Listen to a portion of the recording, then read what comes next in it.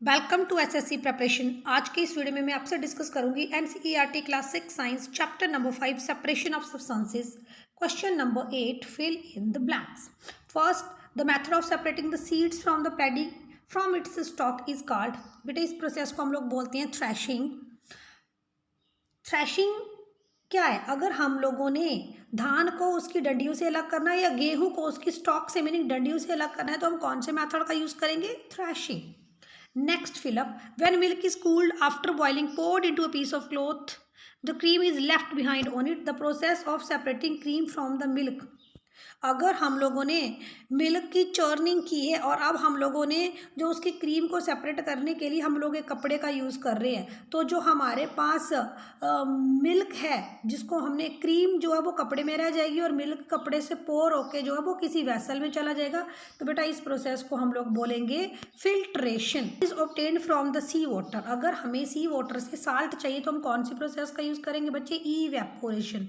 इस प्रोसेस में क्या होता है कि पानी को समुद्र के किनारे जो है वो छोटे छोटे खेत या क्यारी बनाकर इकट्ठा किया जाता है और जब सूरज आता है तो पानी इवेपोरेट हो जाता है और साल्ट बच जाता है। So salt is obtained from the sea water by the process of evaporation. Next, D.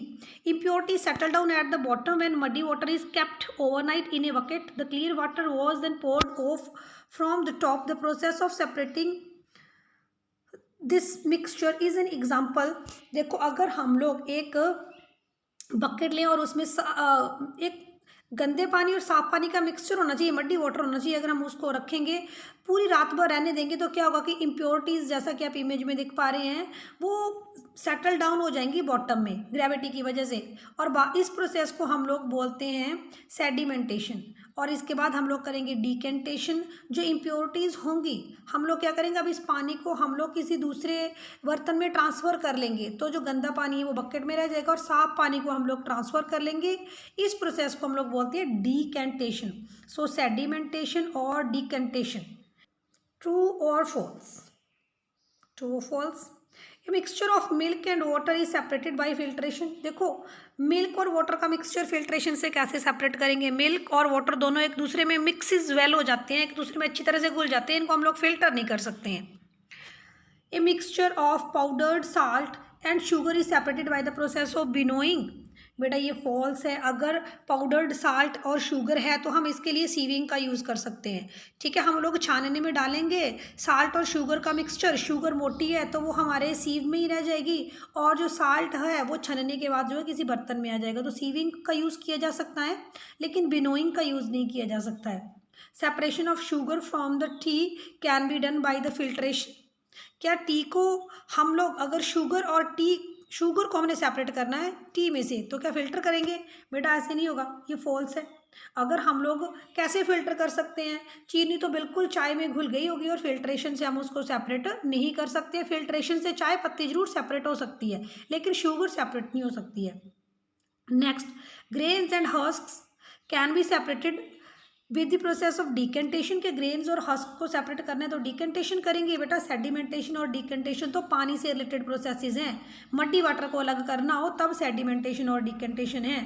अगर हमें ग्रेन को हस्क से अलग करना है तो ये फॉल्स है। हम कौन सा मेथड यूज़ करेंगे ग्रेन को हस्क से अलग करने के लिए? इमेज को देखिए, हम लोग यूज़ करेंगे बिनोइंग। हस्क पार्टिकल लाइट होते हैं, हवा के साथ उड़ जाएंगे और ग्रेन पार्टिकल जो है वो नीचे बैठ जाएंगे। Next question, a lemonade is to be prepared by mixing the lemon juice from the sugar in water. आपको एक लेमन जूस बनाना है, ठीक है, जिसमें आप लोगों ने चीनी डाली है। लेमन जूस में you wish to add ice, आपको इसमें आइस भी डालनी है। तो आपसे क्वेश्चन में पूछ रहा है कि आपको चीनी कब घोलनी है? Should you add ice to the lemonade before और आफ्टर डिजॉल्विंग शुगर। क्या चीनी घोलने के बाद आपको बर्फ़ डालनी चाहिए या पहले डालनी चाहिए? बेटा इसका आंसर होगा कि आपको बर्फ़ बाद में डालनी है, चीनी को पहले घोल लेना है। चीनी को पहले इसलिए घोल लेना है क्योंकि जैसे ही आप लेमनॉइड जूस में बर्फ़ डालेंगे तो हमारे जो जूस है उसका टेम्परेचर कम हो जाएगा और चीनी कम घुलेगी, इसलिए आप चीनी पहले घोलेंगे और बर्फ़ बाद में डालेंगे। So answer will be we should add ice after dissolving the sugar because the dissolving power of the water decreases with the decrease in temperature. So if we add ice before dissolving the sugar, less amount of sugar will get dissolved. तो आप लोगों ने ध्यान रखना है, जब भी आप लोगों ने जूस बनाना है तो आप लोगों ने पहले चीनी घोल लेनी है, ठीक। उसके बाद उसमें आइस डालना है, क्योंकि चीनी कम घुलेगी अगर हमारे जो मिक्सचर है उसका टेम्परेचर कम होगा। वीडियो कैसे लगा मुझे कमेंट सेक्शन में जरूर बताएं। मैथ साइंस के कंप्लीट वीडियोस देखने के लिए चैनल एसएससी प्रिपरेशन को विजिट करें। Thanks for watching.